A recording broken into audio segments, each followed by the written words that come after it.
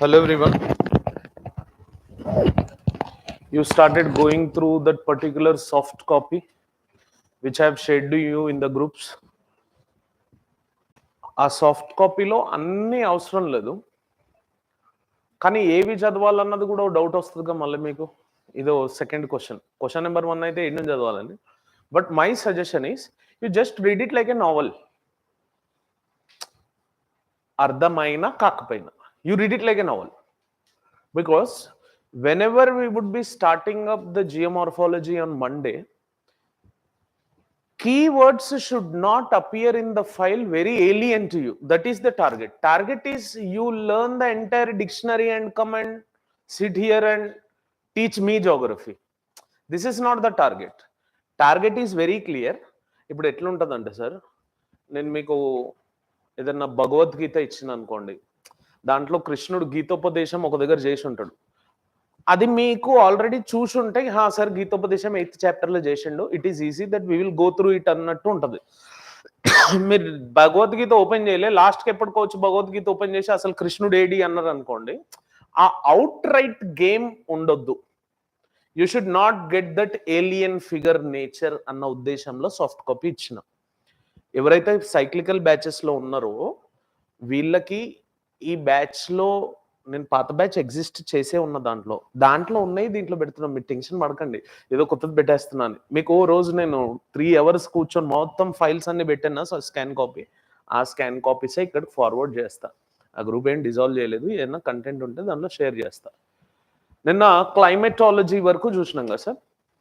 క్లైమెటాలజీ terminologies, oceanography terminologies చూద్దాం. Terminologies from oceanography.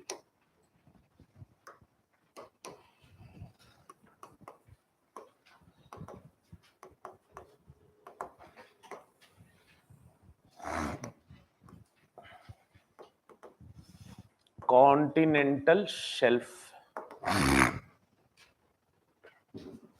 Continental shelf is the first terminology which comes in the oceanography. Continental shelf. You have heard about this term? Continental shelf. The first place, see, if we are standing on the beach, we walk into the water. The first place where we walk into the water, where we have gentle slope of 1 degree to 2 degree, that is considered as continental shelf as such. దాన్ని మనం continental shelf అంటాం sir, గుర్తుపెట్టుకోండి. So you can write the definition like, it is the first offshore relief feature. It is the first offshore relief feature in the ocean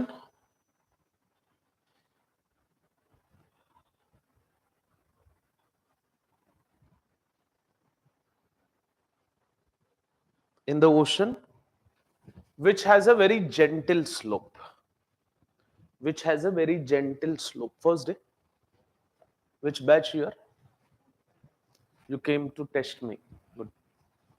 So you have seen the geography syllabus past videos on the YouTube, no? Very first class. You are taking GS here or only optional? GS also. Which batch you are? The upcoming June 25th batch. Good. Where are you from? Warangal. Uppal. The same connectivity route. What is climate of Warangal? If you say this, you are fit into geography optional. Climate of Warangal. Climate of Telangana? Climate of India? You will soon learn. You will have an answer for it. International sir, which has a gentle slope between 1 degree to 2 degree. 1 degree to 2 degree. Just we are in the initial phases discussing the terminologies and all. Or it is simply considered as submerged edge. submerged edge, simply considered as submerged edge, submerged, submerged edge of the continental crust,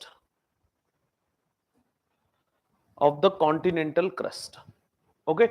This is the first common definition, which when you read oceanography, the common go chhed sir. Continental shelf appears many times. Out of the all resources which marine region has, continental shelf holds 60% of the total marine resources.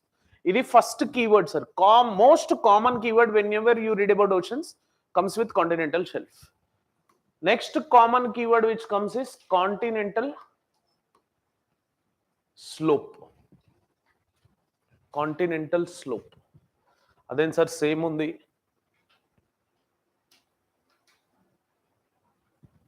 Continental slope and shelf same undi. The name differs like shelf ki gentle slope. Slope అని ఉంది కాబట్టి steep slope.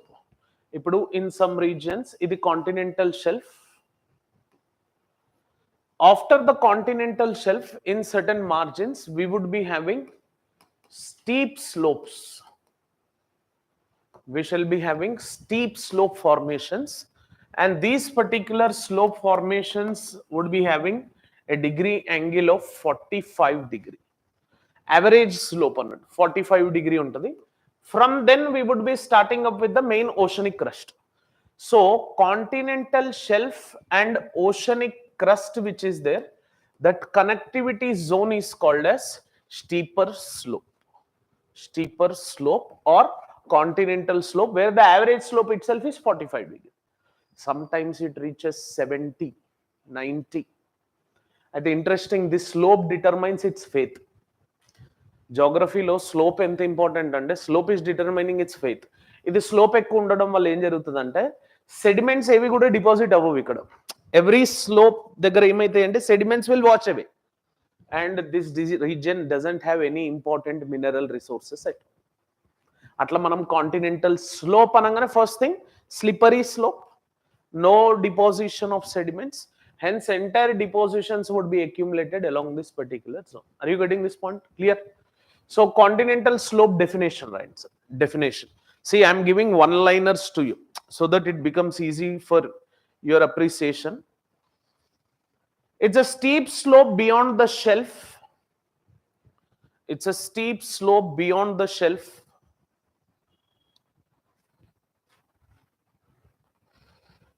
leading to oceanic floor. Steep slope beyond the shelf leading to oceanic floor, called as continental slope. Got this point everyone? Clear? Next, mid-oceanic ridges sir. Generally while reading the continental drift theory, please mana plate tectonics you will be reading these particular component. Mid-oceanic ridges are nothing but at the center basins of the oceans, we shall be having a small hill-like structure extending for some thousands of kilometers. చిన్న చిన్న mountains కనిపిస్తాయి sir, దాన్ని mid oceanic ridges అంటారు. ఇవి మనకి ocean water ఉన్నాయి కాబట్టి కనిపించవు. But ocean water if you could remove,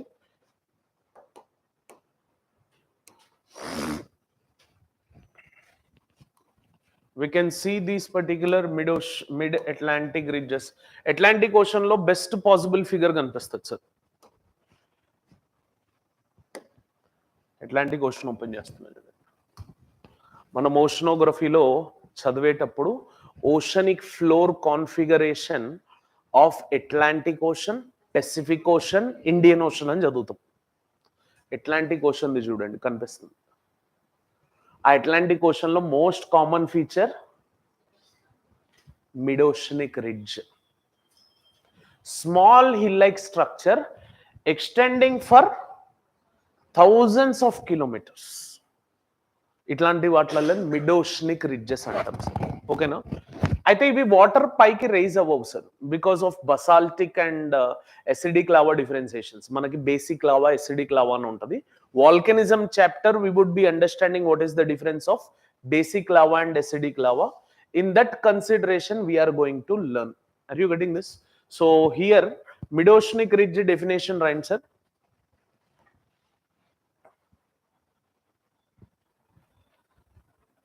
Mid-ocean ridge, underwater mountain ranges. They are the underwater mountain ranges.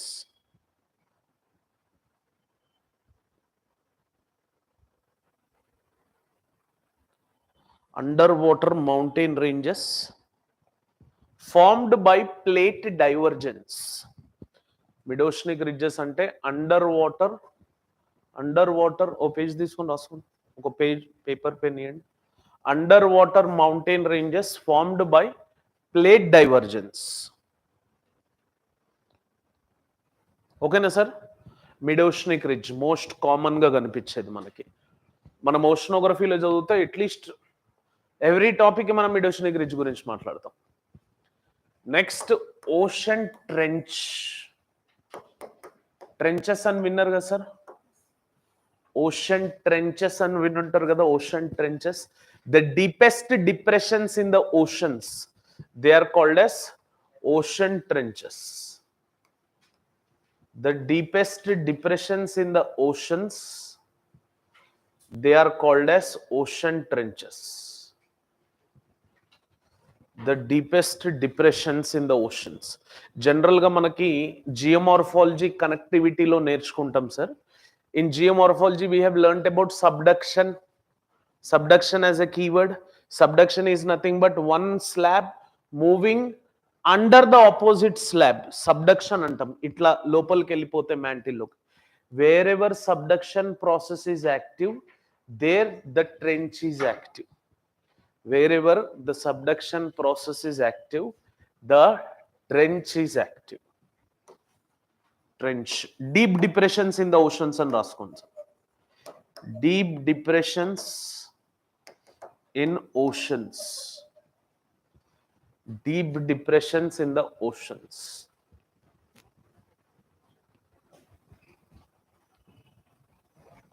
Deep depressions మనం ఆప్షనల్ లో చదివినప్పుడు ఆల్ ద ట్రెంచెస్, జనరల్ గా మనం జిఎస్ లో చదివినప్పుడు what is the deepest trench అని చదువుతాం. Deepest trench ఏంటి సార్? Marine trench. మనం అన్ని ట్రెంచెస్ చదవాలి, అదొక్కటే. జాగ్రఫీ ఎక్కడ టఫ్ అనిపిస్తుంది అంటే కాన్సెప్ట్లు అనిపించదు సార్, ఈ నెంబర్ ఆఫ్ ఫ్యాక్ట్స్లు అనిపిస్తుంది. ఫ్యాక్ట్స్ గుర్తుపెట్టుకోవాలి. If we are suppose to remember facts, what we have to do is we have to draw a neat map of the topography and paste it in your room. Geographer room should be like an atlas scrolling, so that makes sense that we can easily plot them out. Generalized people, they read about marine trench, but we are supposed to read about marine trench, Peru Chile trench, you know, atla different trenches all across the world. Java trench, Japan trench, Izu trench, Rikyu trench, అట్లా different trenches గుర్తుపెట్టుకుంటే సరిపోతుంది. So for that to be remembered what we do is draw world map again, plot all the different trenches. Trenches ki separate map, all the 20 trenches of the world. That is what we are going to do once we start the oceanographic segment. Em Rashnath sir, deep depressions in the oceans and deepest points in the oceans.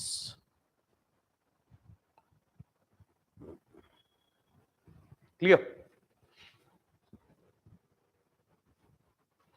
Next, there is one more keyword which you have to learn. Abyssal plain. Abyssal plain. General ga ocean floors lo we have different topographies and plains. Itla plain area edaithe untado, ee plain area unna danni we call it as deep sea plains. We call it as deep sea plains, which are also referred as abyssal plains. Ocean floors lo manaki flat topographies untaya, aa flat topographies evaithe unnayo vaatini manam deep sea plains or abyssal plains antam. Abyssal plain is a geographical term, deep sea plain is a normal layman term which we use. You can write this. The oceanic deep sea plains, the oceanic deep sea plains which are formed by sediment accumulation, which are formed by sediment accumulation, is called as deep sea plain.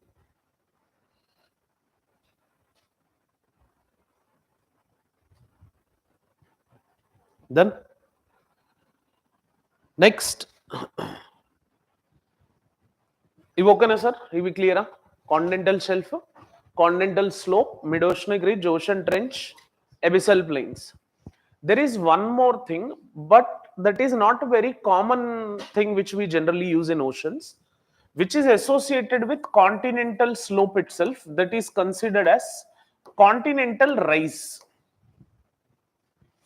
Continental rise, which is not common. ఎందుకు not common అంటే, ఇప్పుడు నేను ఇక్కడ sediments deposit అవ్వవని చెప్పిన కదా, as I said like sediments are not depositing here. What happens to these sediments? They move down the slope and they accumulate along this particular location. ఇవి ఇక్కడ accumulate అయితే కదా, ఈ accumulate అయిన స్ట్రక్చర్ ఏదైతే ఉంటుందో, that particular structured accumulation appears like the deep sea plain is having some rays and then we have deep sea plain. దాన్ని మనం continental rays అంటాం.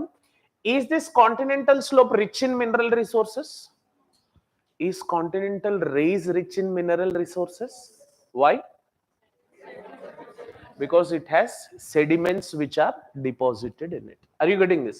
So continental rays is some elevated feature which is located at the foot of the continental slope. Are you getting this point? You can raise the continental rays definition. Write the continental rays definition. Continental rays refers to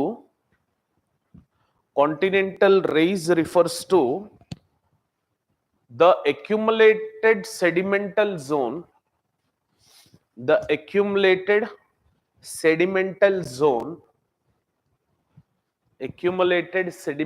zone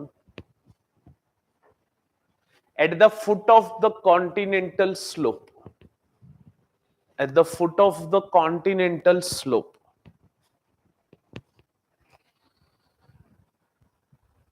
At the foot of the continental slope. At the foot of the continental slope. Got this point, everyone? Clear? Clear with this, everyone?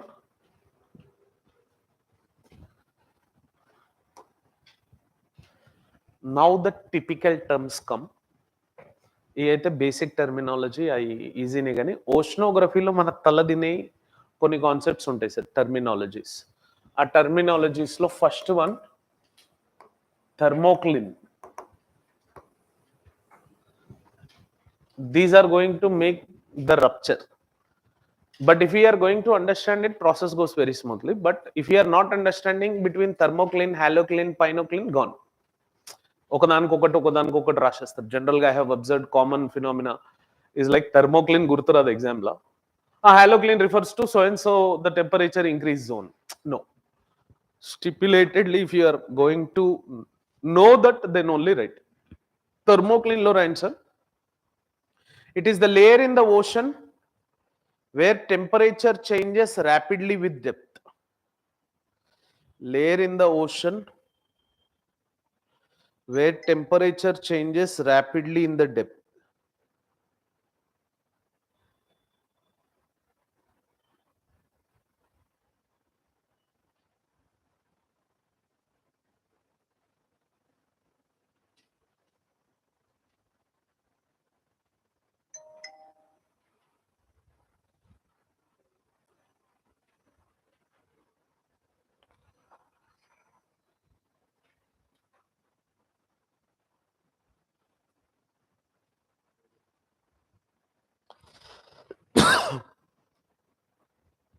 Understand, sir? It is the layer in the ocean where temperature changes rapidly in the depth.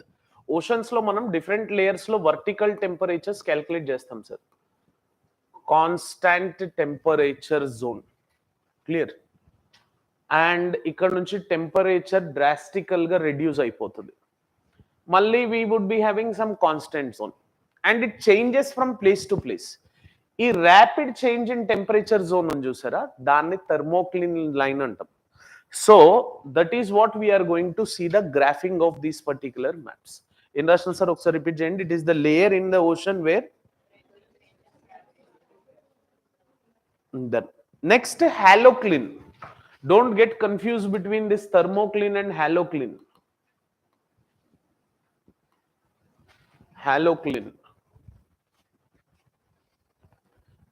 Halocline ante it is the zone where the salinity changes sharply.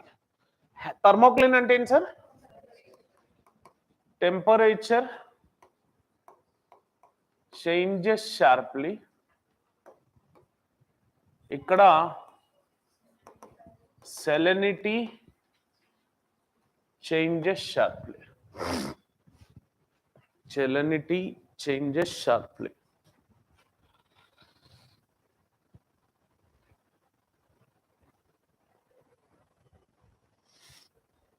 Clear?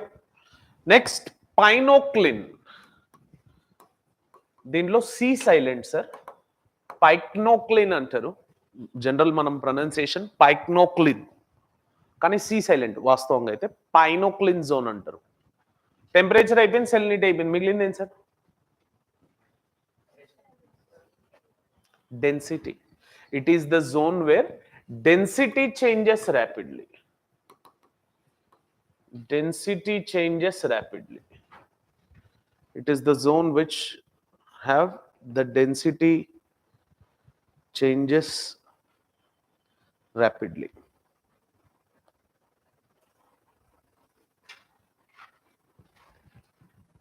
Clear? Got this point, everyone? Done? Next, fetch ane word ni vaadtam sir. FTCH. We use it in oceanography on and often. Fetch. Have you ever heard about this? Fetch. General English terminology. Fetch ante ఏంటి sir? Fetching అంటాం కదా. అంటే ఏందమ్మా అది? Fetch అంటే ఇంగ్లీష్లో వాడతాం కదా. ఫెచ్అప్, ఫెచ్చింగ్ అమ్మా, వెతకడం. ఇంకా బెటర్ వర్డ్ గ్రాబింగ్. ఇంకా కనెక్టింగ్. హీ ఫెచ్డ్ ఇట్ అంటాం. కనెక్టింగ్. ఫెచ్అప్ అనే వర్డ్ ఏంటంటే connecting sir, simple general English టర్మ్లో. అదే మనం ఓషనోగ్రఫీలో ఫెచ్ అనే వర్డ్ని వాడామనుకోండి, ఓషనిక్ వాటర్ మూమెంట్లో the undisputed or undisturbed movement of వాటర్ని ఫెచ్ అంటాం. అంటే there is no disturbances, there is complete attachment moving in one particular zone. దాని డెఫినేషన్ రాయండి sir. Fetch the the uninterrupted distance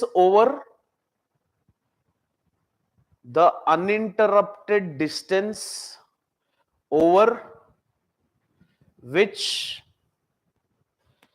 wind blows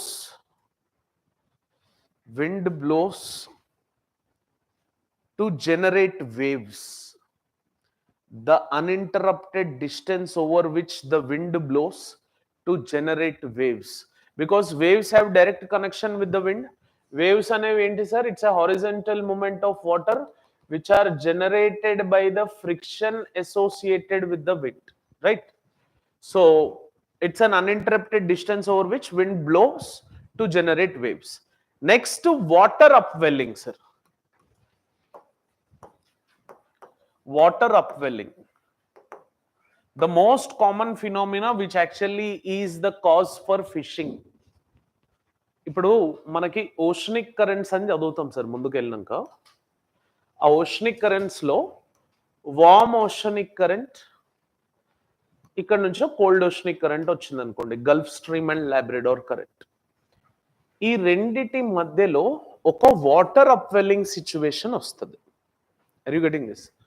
ఆ water upwelling situation వల్ల This particular warm water takes over, and cold water automatically being denser, they subsides and move.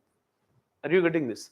So in this consideration, a warm water which are upwelling, which are resultant of upwelling, they move further in directions. Dini water upwelling antam. Water upwelling is a common phenomena. As this region has the water upwelling and mixage of warm water and cold water, along this particular region, we would be experiencing foggy conditions development. And that foggy conditions development results into phytoplankton development. ఆ water అప్వెల్ అయినాయి అని fog create అయింది, దానివల్ల phytoplanktons వస్తాయి. And phytoplanktons, you know the basic primary producers of the oceans, fishes come to eat. Hence this is the fishing zone. Newfoundland in and around Canada. Same situation happens in Japan too.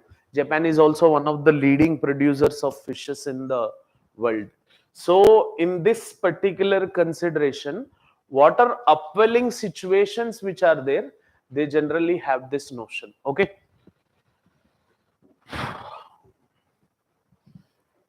Upwelling ki right, sir. Upwelling ki vertical movement of cold nutrient rich water. Vertical movement of cold nutrient rich water to the surface. To the surface.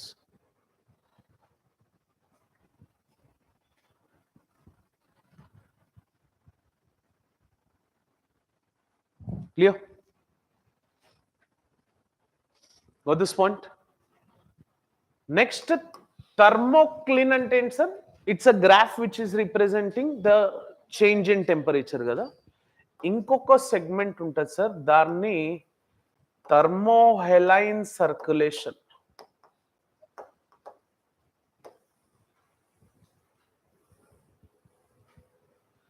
థర్మోహెలైన్ circulation.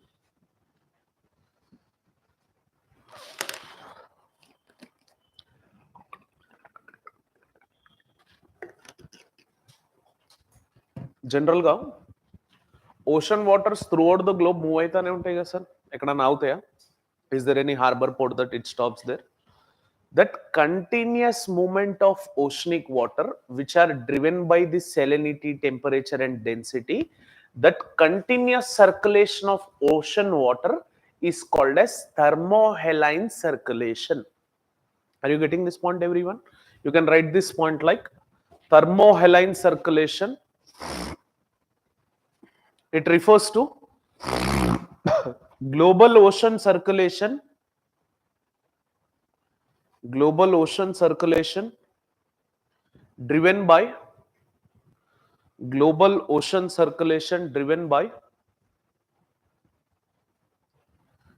temperature and salinity differences.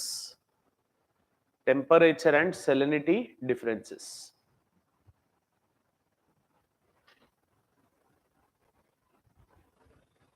Clear?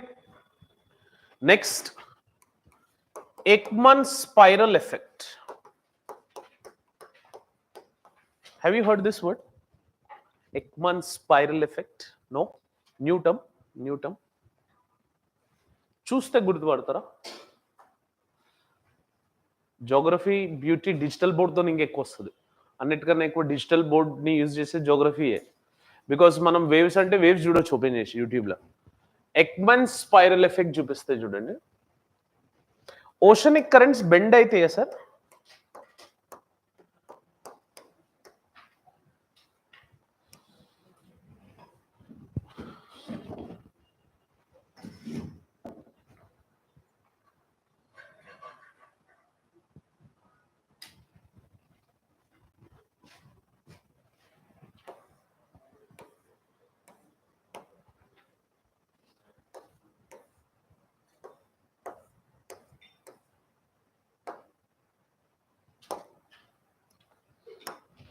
ఇది చూడండి sir.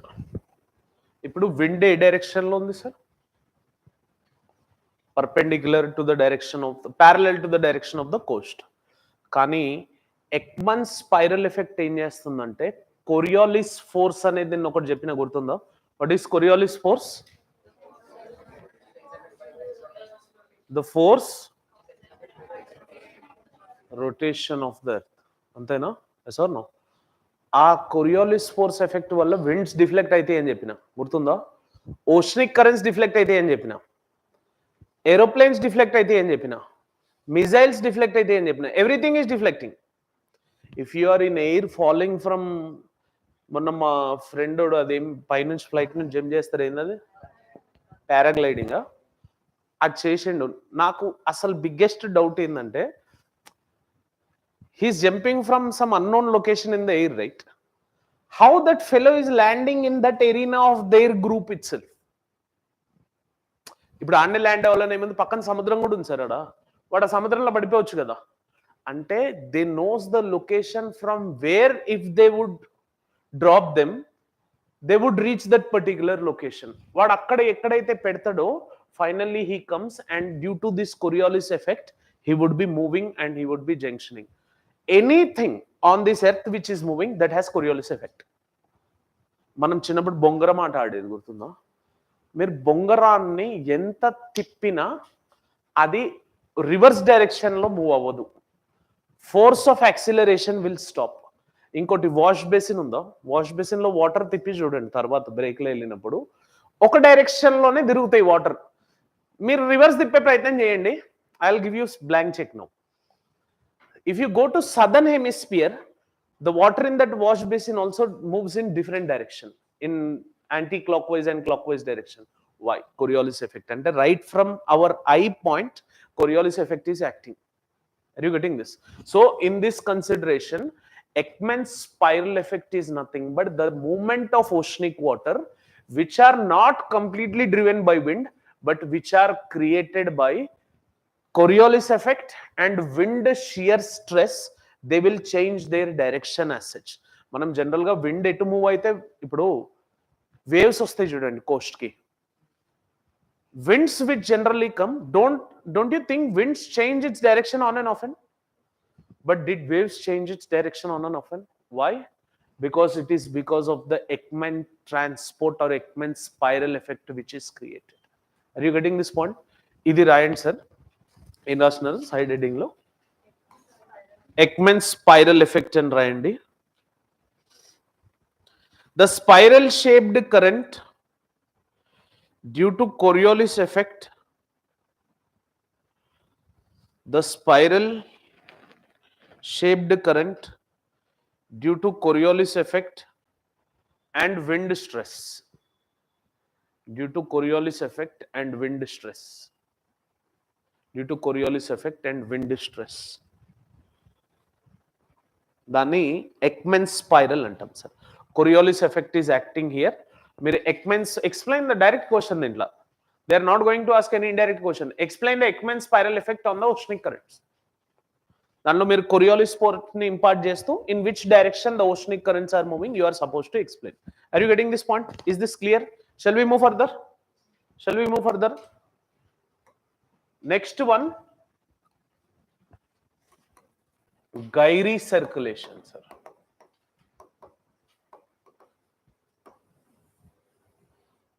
Gyre circulation.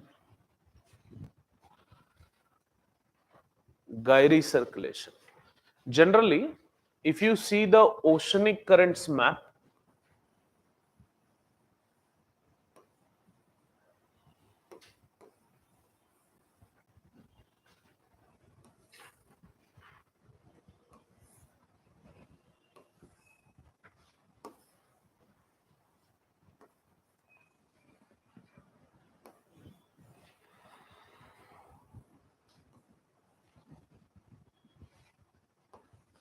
oceanic currents itla move aitayi sir. Okay, and after water upwelling situation here, this particular zone again tends to turn out, clear, and create this particular closure effect. Oceanic currents మీరు ఎక్కడ చూసినా ఒక circulatory motion ని frame up చేస్తాయి. either it is North Atlantic Ocean or in South Atlantic Ocean, the direction is differing. In South Atlantic Ocean, you will have this direction. you will be having this direction. Clear?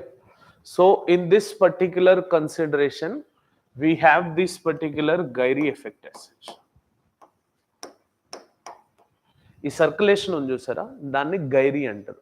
Interestingly in every part of the ocean there is గైరీ, but in north Indian ocean we don't have Gyre. Why? Because the wind systems in North Indian Ocean differs from season to season. Clear? So that makes North Indian Ocean to be a biggest hotspot to ask a question. What ఏమడుగుతారు తెలుసా question? The best relationship between winds and oceanic currents are seen in North Indian Ocean. Examine this statement. ఎందుకంటే on oceanic currents we have many factors which are influencing: salinity, temperature, insolation, topography, water density, Coriolis force. ఇది Coriolis force ఎట్లుంటదంటే మనం geographyలో వాడితే whatever answer we don't know, we push it on gravitational pull.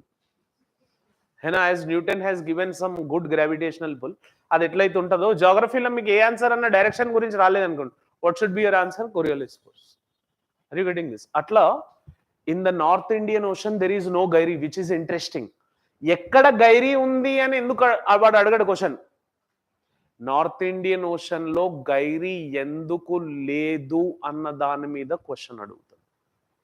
Are you getting this? So Gyre circulation is one particular circulation which is a combination of oceanic currents. In UPSC prelims examination, my next year guess of question is North Atlantic Ocean has a Gyre circulation. Which of the following pair of oceanic currents forms this Gyre? ఇది UPSC prelims లో అడిగే question. Optional అయితే ఏమడుగుతాడు sir? Why North Indian Ocean does not have this Gyre circulation? అర్థమైంది sir? ఈ గైరీని impact చేస్తే మళ్ళీ Coriolis force impact. Gyre అంటే ఆ క్లోజ్డ్ ఎయిర్ సర్క్యులేషన్, ప్రతి దాంట్లో ఉంటుంది sir Gyre circulation. Clear? So Gyre circulation గురించి రాయండి sir. Large system of rotating oceanic currents, large system of rotating oceanic currents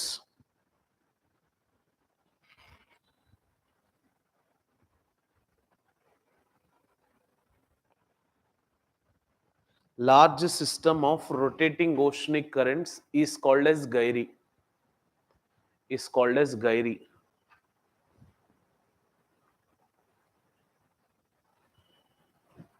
Okay, which is not present in North Indian Ocean. A Gyre circulation, it is not present in North Indian Ocean.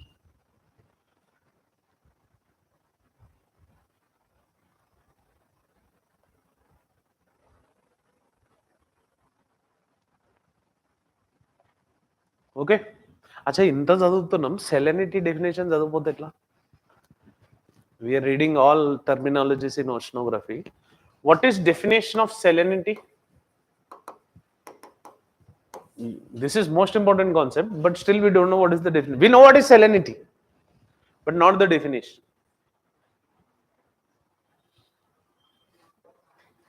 Salinity basic definition.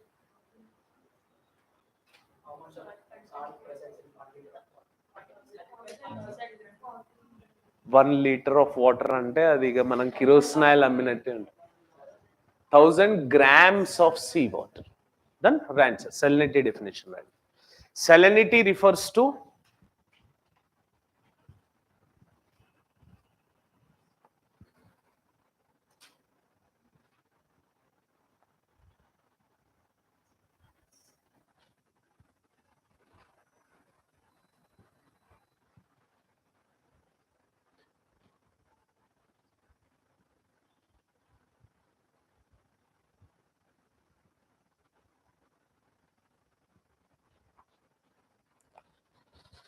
salinity refers to the amount of salt contained, the amount of salt contained in 1000 grams of seawater.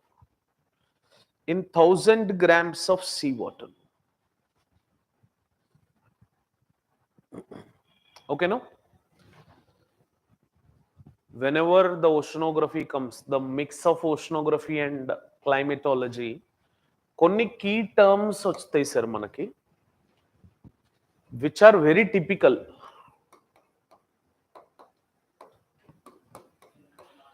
దీని గురించి జనాలు ఇంకా mind మొత్తం inset చేసి పెడతారు. Simple logic sir, change in the moment of oceanic water will shift the pressures. అది ఎట్లనో just ఒక రఫ్ ఐడియా ఇస్తుంది సార్, ఎందుకంటే మీకు కూడా యాంగ్జైటీ ఉంటుంది, ఎల్ నీనో లానీనా అంటే ఏందనేది ఒక rough just 60-second idea. But in deeper why it happens, what it happens, I won't speak here. I'll be speaking it in the oceanography lecture itself. I refrain here to speak, ఎందుకంటే ఇక్కడ మొత్తం చెప్పేస్తే అక్కడ ఏం ఉండదు ఇంకా మాట్లాడడానికి. Simple logic sir, అసలు దీన్ని కాంప్లికేట్ చేయాల్సిన అవసరమే లేదు. Entirely it is associated with the oceanic currents. Here we have East Australian currents. East Australian currents. Okay.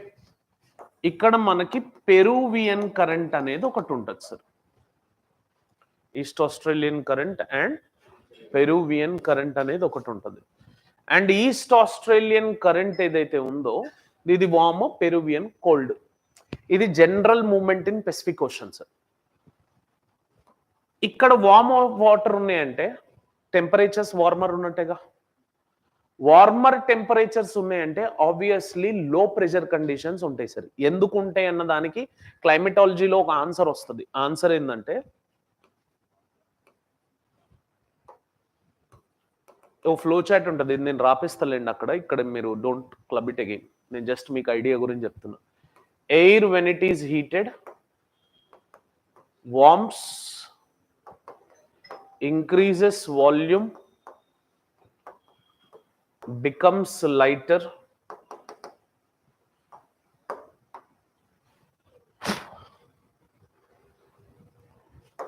raises up,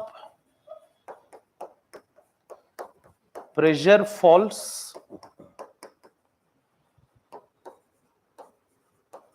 low pressure develops.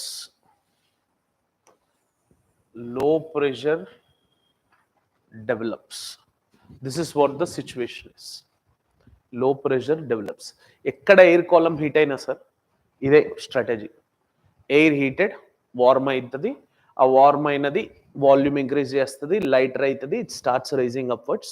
When it starts rising upwards, dantlo ఉన్న pressure padipotadi, and when the pressure falls we will have low pressure conditions. ఇది basic fundamental flow chart. అంటే ఇప్పుడు ఇక్కడ warmer waters ఉన్నాయి కదా east Australian current లో, ఏ pressure ఉండాలి sir? లో ప్రెషర్ ఉందంటే ఆటోమేటిక్గా ఎయిర్ రైజ్ అవుతుందనే కదా అర్థం. ఎయిర్ రైజ్ అయినందుకే లో ప్రెషర్ ఉందని కదా అర్థం. Sir no, now any air column which is rising upwards, నిన్న ఎడియాబాటిక్ ల్యాప్స్ రేట్ అని చెప్పిన గుర్తుందో? What is adiabatic lapse rate? The fall of temperature in the rising air column is called as adiabatic lapse rate. Is called as adiabatic lapse rate. Are you getting this? And ఇప్పుడు ఈ rise అయింది warm air column, ఎక్కడో అక్కడ cool అవ్వాలా, 2 kilometers co 3 kilometers co, it should cool and get saturated. Once it cools down, it tries to settle. Once it cools down, it tries to settle and descend along these particular margins. Are you getting this point? And here we have low pressures, and here we would be having high pressure conditions which would be developed. So no. Now, yesterday I was speaking with you regarding with something, pressure gradient force. ఎక్కడి నుంచి ఎక్కడికి observe అవుతుంది sir pressure gradient force? High pressures to low pressures. అంటే ఇక్కడ నుంచి ఇక్కడికి wind circulate అవుతుంది. Again it rises, again it moves. ఈ సర్క్యులేషన్ చూసారా, దీన్ని జనరల్ వాకర్ సర్క్యులేషన్ అంటాం sir. ascending air column at Australia, descending air column, and we are having this particular circulation which is present. Are you getting this point? And this air circulation which has been created దీన్ని walker circulation effects అంటాం sir. We call it as Walker circulation effects. Are you getting this point? Clear? This is normal phenomena which happens in Pacific Ocean. Normal phenomena. And sometimes what happen is these warmer waters along the south we have west wind drift formation, and from this west wind drift formation we shall be having warmer water movement. And that warmer water movement along this particular west wind drift, they generally tend to move. Clear? కానీ ఇవి cooler waters, ఇవి warmer waters కదా, mix అవ్వవు. Mix అవ్వకుండా ఇవి ఇక్కడికి వెళ్ళి somewhere accumulate అయిపోతాయి. Continuous process of accumulation when it would happen, it results into accumulation of warmer water more along the South American coast than the Australian coast. And when more amount of warmer water are present on South American coast, what will happen to the pressure here? A pressure undi already. A pressure change aitha sir. Ikkada low pressure change ayindante ascending air column ikkada nunchi change avutadi kada, appudu wind ikkada descend avutadi kada, high pressure. The shift in pressures would happen first. Are you getting this point? Low pressure and high pressure, there shall be shift in pressures. Are you getting this? And the shift in pressures is called as southern oscillation. And due to that southern oscillation, now winds start moving in opposite direction. Opposite direction. That particular wind movement which moves in opposite direction is called as El Nino. Ante Walker circulation reverse అయిపోయింది కదా, దీన్నే El Nino అంటాం. Are you getting this? Now when there is El Nino here, what is the pressure here? The same pressure continues in Indian Ocean, doesn't allow the monsoons to come, hence monsoon fails. This is how El Nino is associated with the Indian monsoons as such. Are you getting this point? Clear? Clear? ఇది ఇంకా డీపర్గా చదవాలి sir. నేను just మీకు ఒక anxiety ఉంటుంది కదా, L నీనో అని చాలాసార్లు నేను ఉంటారు. ఇంకోటి ఎన్సోన్ వింటర్ చూసారా సార్? ఎన్సోన్ winter. El Nino is a process which correlates with southern oscillation. So El Nino plus southern oscillation will give this particular ENSO phenomena. El Nino plus southern oscillation. Are you getting this? Clear? ఇది నేను ఇంకా ఎక్కువ మాట్లాడదలుచుకోలేదు sir దీని గురించి, because I have mastered it seeing at least 100 animated videos. First నాకు కూడా అర్థం కాకపోయేది L నీనో ఏంద్రబ్బాయి L నీనో ఇదంతా. నేను ఒక 100 యానిమేటెడ్ వీడియోస్ చూసిన, దేంట్లో ఏది దాగుందో. Because like generally animated videos చేస్తూ ఉంటారు కదా, దానిలో చూసి చూసి చూసి చూసి I have caught that nod ఏంటంటే వార్మ్ వాటర్ ఎఫెక్ట్. అది ఈ గైరీ ఉంది చూసిరా, ఆ గైరీ రివర్స్ అయిపోవడం వల్ల జరిగే effect. Walker circulation transforms into L నీనో. ఓకేనా? నేను జస్ట్ ఇప్పుడు L నీనో La Niña single word definition చెప్తా ఉన్నా sir. But I urge you not to remember all this stuff, because this have connections with oceanic currents, Coriolis effect, climate change impacts, which we have to discuss in climatological segment. అది మనం అక్కడ మాట్లాడితేనే బాగుంటుంది. ఇక్కడ మీకు మళ్ళీ ఇక్కడే mind ఆగిపోకుండా ఉండాలనేది నేను చెప్పిన. డన్. ఎల్ నీనో గురించి రాయండి sir. First warming of central and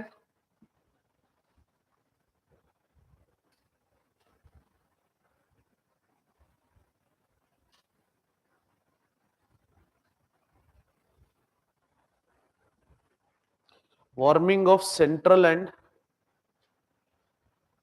eastern Pacific Ocean, warming of central and eastern Pacific Ocean, disrupting the global weather, disrupting the global weather.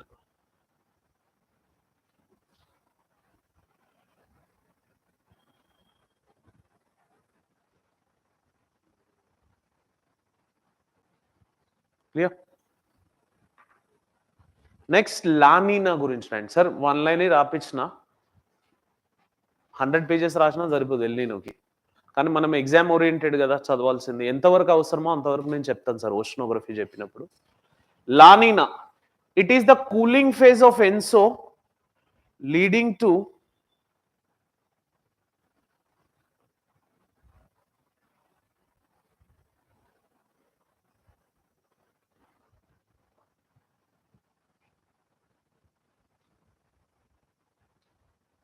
cooling phase of El Nino and southern oscillation leading to opposite weather effects. Leading to opposite weather effects. Okay, na sir? Done now? I have mastered the El Nino, but I'll not make you masters in it. I'll make you whatever is necessary for examination. क्योंकि master बनेंगे तो फिर next year you will become my associate, है ना? So I don't want you to become my associate. I want you to crack that examination. So jitna 200 to 50 words the UPSC is going to ask, I'll make sure that you fulfill the technicality in it with the content which they would be asking as such. Clear?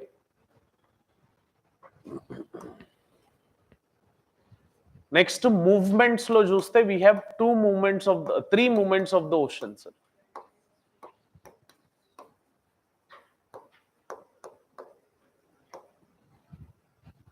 Tides, waves and oceanic currents. People have different correlations. Jabardastili what people do is they correlate this. You know, high wave is a tide, high tide is a wave. అది అసలు mission impossible. There is no high wave, high tide, nothing is there. So here tides are different, waves are different. Tides are different, waves are different. Tides are vertical movement of water having periodic rise and fall of sea level. Periodic rise and fall of sea level.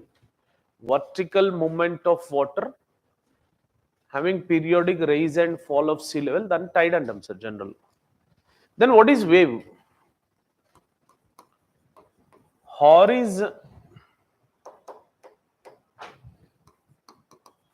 Horizontal movement of water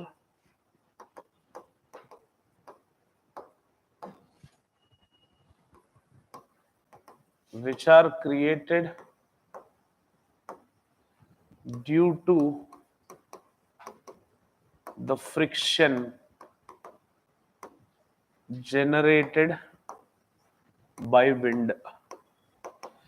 జనరల్గా ఇందాక చెప్పినా కదా sir, wind water మీద move అయినప్పుడు that wind will create some friction on the water body. When the wind creates the friction on the water body, it tends to demarcate and delineate that particular component. Are you getting this clear? Horizontal movement of water. Tides అంటే vertical movement of water. Simple. Tides ఎట్లా వస్తాయంటే sir, ఇప్పుడు ఇది general sea level అనుకోండి, water level on both sides of the oceans. Due to gravitational pull ఇక్కడ ఉండాల్సిన water level ఇక్కడ దాకా ఇంప్రూవ్ అవుతుంది, ఇంక్రీజ్ అవుతుంది. అంటే ఈ వర్టికల్ గా వాటర్ లెవెల్ ఇంక్రీజ్ అయింది sir. This vertical movement of water is called as tide. Tide periodic rise and fall of sea లెవెల్లో ఈ రైజ్ ఒక దగ్గర అయింది అనుకోండి, ఫ్లడ్ అంటాం. ఆపోజిట్ సైడ్ లో వాటర్ తగ్గుతాయి, దాన్ని ఎబ్ అంటాం. So combination of flood and ebb is tide. It doesn't have any connection with waves at all. Waves కి అసలు ఏం సంబంధం లేదు. Waves are horizontal movement of oceanic water which are generated because of the friction created by the wind which is moving on to it. ఇప్పుడు ఇట్లా water ఉన్నాయి అనుకోండి, general water ఇట్లానే ఉండాలి. ఎందుకు మూవ్ అవుతాయి అంటే wind when it is moving, ఇక్కడ వాటర్ మాలిక్యూల్స్ ఉంటాయి కదా సార్, ఈ వాటర్ మాలిక్యూల్స్ మీద ఫ్రిక్షన్ క్రియేట్ చేసి, ఫ్రిక్షన్ అంటే you know right, that resistant motion, అది క్రియేట్ చేస్తే ఈ water molecules they circulate in this circulatory motion.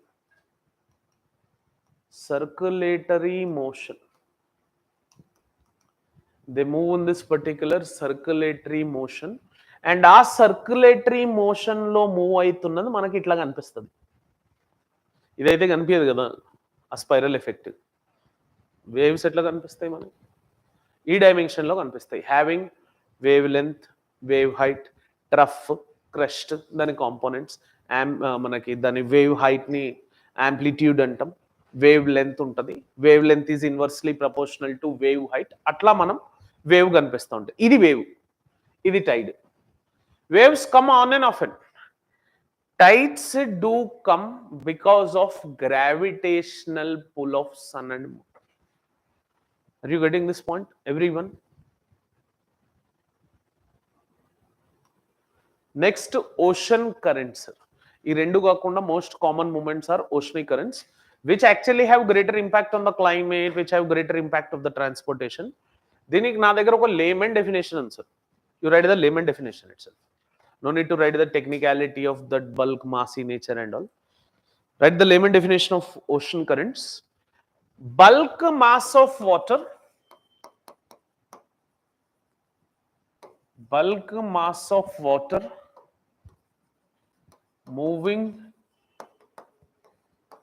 in a particular direction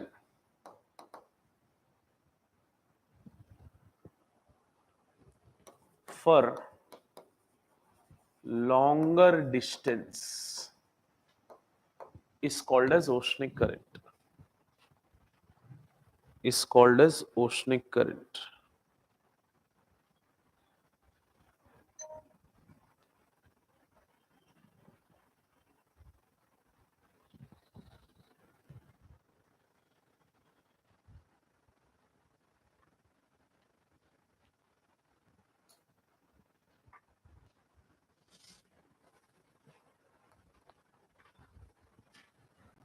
Clear? Got this point, everyone? And in these oceanic currents, we will have some more terminologies which we on and often follow.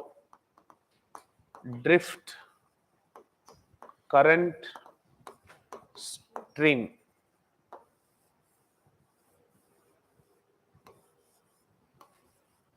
Drift, current and stream. Drift, current and stream. ఏంటి sir difference అంటే, narrow water passage is drift. ఒకవేళ దాని size నారోగా ఉందనుకోండి drift అంటాం. Moderate ఉంది current అంటాం, bulk ఉంది stream అంటాం. Are you getting this?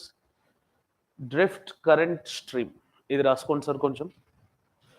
Drift, current, stream.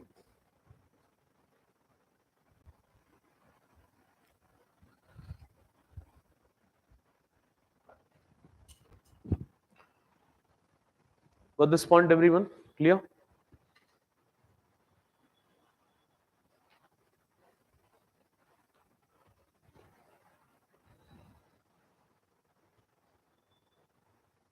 And oceanic currents, on the basis of temperatures, there are two types of oceanic currents. One is warm oceanic current and one is cold oceanic current. How to differentiate these warm oceanic currents and cold oceanic currents? And I have a logic again.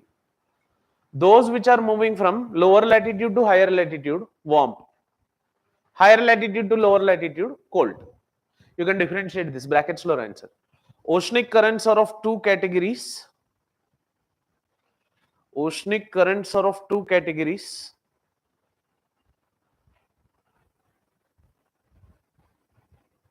Oceanic currents are of two categories.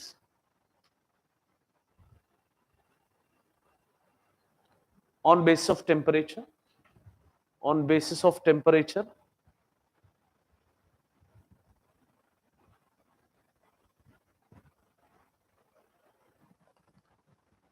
One is warm oceanic current.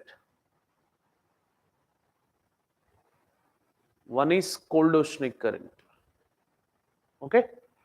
To recognize it,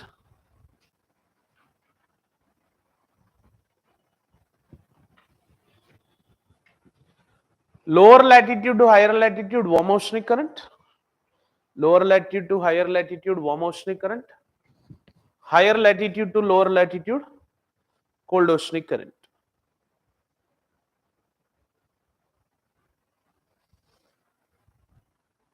ఓకేనా sir? Tides లో మళ్ళా రకాలు ఉంటాయి sir. Spring tide, neap tide. Have you heard about this? See, those tides which are heavier tides, they are spring tides. Those tides which are smaller in size, they are neap tides. ఈ types of tides లో కూడా రాసుకోండి sir. Tides లో spring tides, they are the tides occurring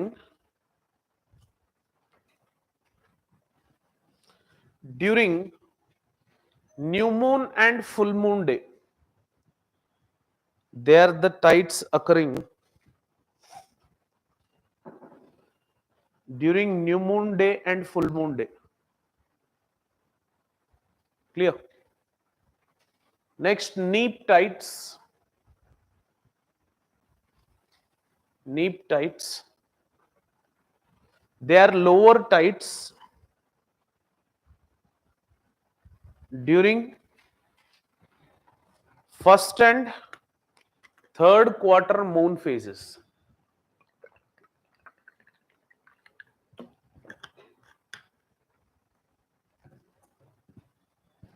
They are lower tides which occur during first and third quarter of new moon phases.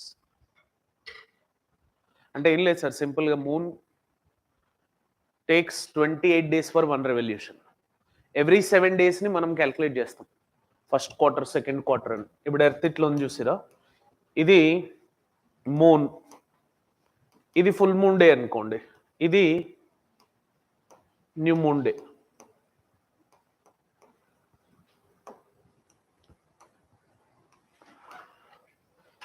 ఇప్పుడు ఇది మొత్తం cycle 27.5 days పడుతుంది sir, అంటే 28 days పడుతుంది అప్రాక్సిమేట్లీ. అంటే ఈ క్వార్టర్ ఏదైతే ఉందో అది 7 days పడుతుంది. దీన్ని నేను ఫస్ట్ క్వార్టర్ అంటున్నా. ఈ రెండు టైమ్స్లో వచ్చేది నీప్ టైడ్, ఈ రెండు టైమ్స్లో వచ్చేది spring tide, which are higher in nature because of the gravitational pull which we have. Clear? ఓకేనా సార్? ఇవి అర్థమైనాయా? ఇంకా కొన్ని కీ టర్మినాలజీస్ ఉన్నాయి. Economic of oceans. Oceans have certain resources for us, right? ఆ రిసోర్సెస్ లో కొన్ని డెఫినేషన్స్ ఉన్నాయి సార్, ఆ డెఫినేషన్స్ రాసుకోండి. First one, pelagic zone. Pelagic zone in oceanography. Pelagic zone, కొన్ని జోన్స్ ఉంటాయి sir accordingly with the situation of resources which we find. Pelagic zone, it's an open ocean area.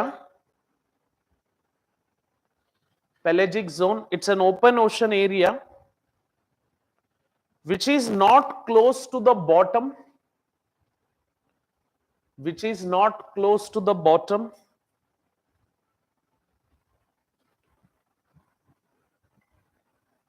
or shore.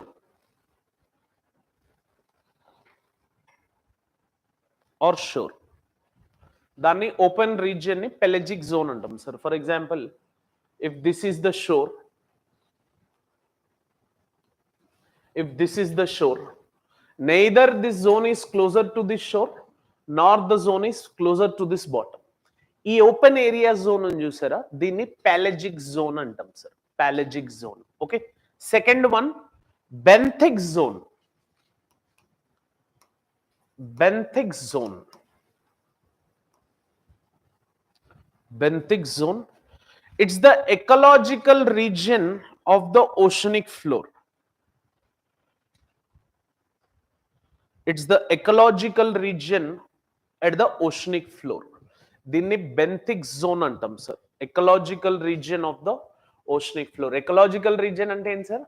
the biodiversity present zone ని ecological zone అంటాం. ఎక్కడ ఉంటుంది sir? Maximum 200 meters depth వరకు ఉంటుంది అంతే, ఎందుకంటే sunlight reaches to that extent itself. Third one, euphotic zone. Euphotic zone,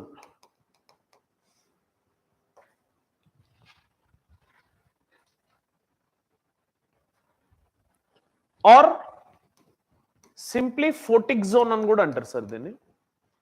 It is the zone or area where the sunlight reaches. General ga sunlight reaches up to the depth of 200 meters as said. Danni euphotic zone or photic zone antam sir. It is the area where sunlight reaches. Meer anduke water lo dive chesina beyond 200 meters sunlight won't be there, dark color untadi. Anduke deep sea divers em chestaru, torch light పెట్టుకొని వెళ్తారు, చూసారు అది, ఎందుకంటే sunlight ఉండదు అక్కడ, కనిపించదు. సో దాన్ని యుఫోటిక్ జోన్ అంటాం or photic zone. This is the zone where we have the richest minerals, richest biodiversity of the oceans are present. ఎందుకంటే 200 meters వరకు సన్లైట్ రీచ్ అవుతుంది కాబట్టి అక్కడ ఫోటోసింథసిస్ జరుగుతుంది sir. So we would be experiencing photosynthesis in this particular region. Are you getting this point clear? Next aphotic zone, fourth one, aphotic zone. Aphotic zone, deep ocean zone where sunlight does not penetrate. Deep ocean zone where the sunlight does not penetrate ante the zone beyond 200 meters,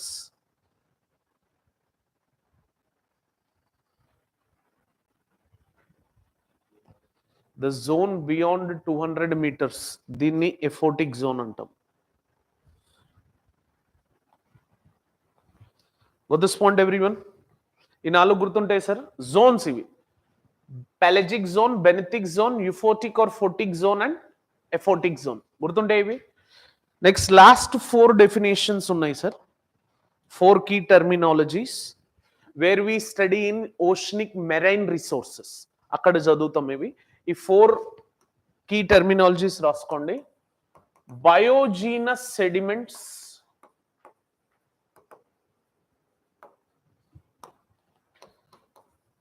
second terrigenous sediments,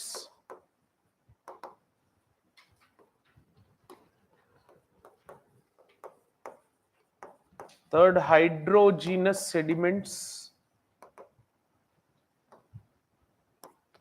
fourth oozes.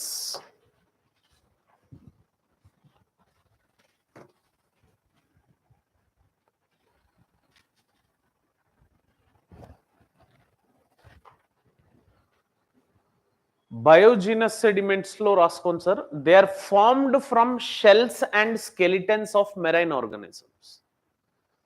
They are formed from shells and skeletons of marine organisms.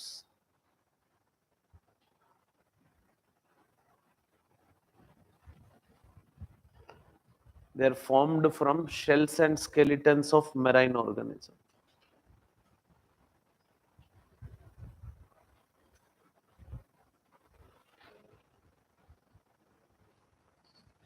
Terrigenous sediments, right, sir? Terrigenous sediments.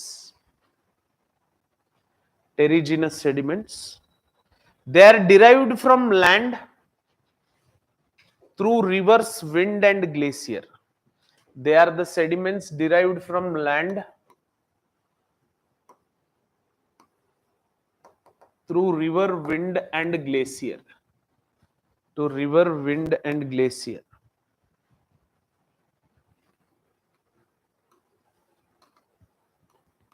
Differentiation ఈజీగా మనం గుర్తుపట్టవచ్చు sir. ఇది బయోజీనస్ అంటే bio అంటే life, ఆ life నుంచి వచ్చిన sediments. Terrigenous అంటే terrestrial, ఆ టెరెస్ట్రియల్ అంటే ఏంటి సార్, ల్యాండ్, అక్కడ నుంచి వచ్చినాయి. హైడ్రోజినస్ అంటే water body, minerals precipitated directly from sea water. So దీంట్లో హైడ్రోజినస్ సెడిమెంట్స్ లో రాసుకోండి, minerals precipitated directly from sea water. Minerals precipitated directly from sea water.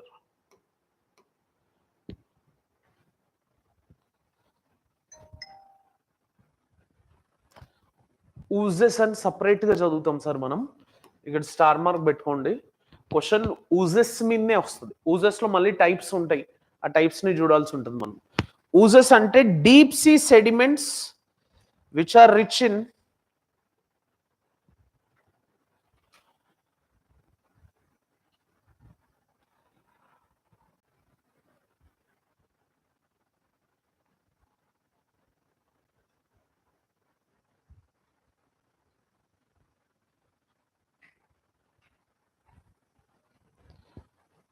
deep sea sediments rich in plankton remains.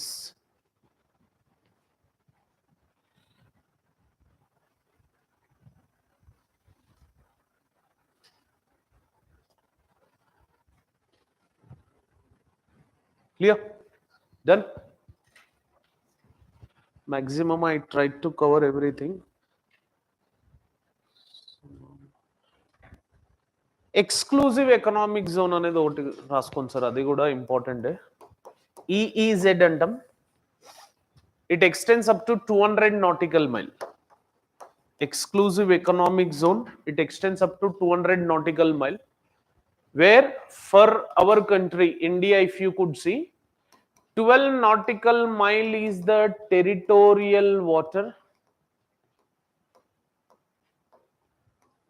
200 nautical mile is the exclusive economic zone. Within 12 nautical miles we can construct anything, do whatever you want. Swim, బుద్ధాన్ని construct చేస్తారా, పోర్టును build చేస్తారా, నీళ్ళని తీసి లోపల ఎత్తుకుంటారా, మీ ఇష్టం. They are territorial waters. Along these territorial waters, it is Indian Coast Guard which generally borders and it protects us from the external threats. Indian Navy ఉండదు సార్ అక్కడ, మనకి ఇదే డిఫరెన్స్ తెలియాలి.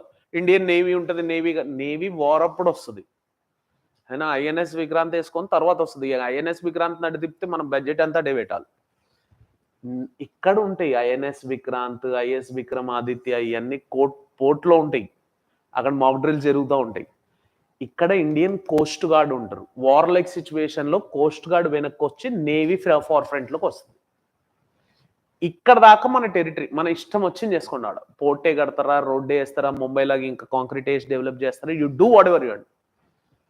But beyond that until 200 nautical miles we consider it as exclusive economic zone. The marine resources which we can use is up to 200 nautical miles. They are declared as an international convention by UN clause. UN clause in United Nations Convention on Laws of Seas. They generally declare this particular segments. ఎందుకు sir అంటే ఒక కంట్రీకి disturbances రాకుండా ఉండడానికి. ఏ country అయితే land locked ఉంటుంది చూసిరా, దానికి పక్కనున్న నైబరింగ్ కంట్రీతో కలిపి ఎక్స్క్లూజివ్ ఎకనామిక్ జోన్ ఇచ్చేస్తుంది. We can utilize the marine resources up to 200 nautical mile. The tussle is when the exclusive economic zone of one country hits with other country, the tussle starts there. Are you getting this point, everyone? Clear with this? Ikkada daaka clear ah andarki?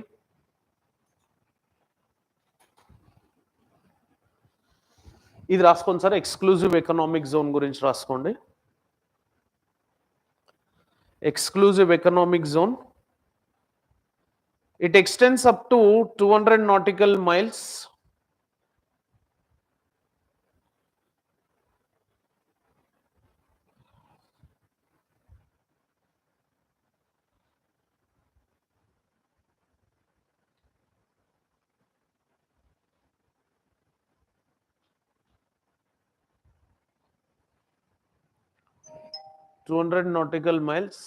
where state has rights over marine resources, where states have right over marine resources.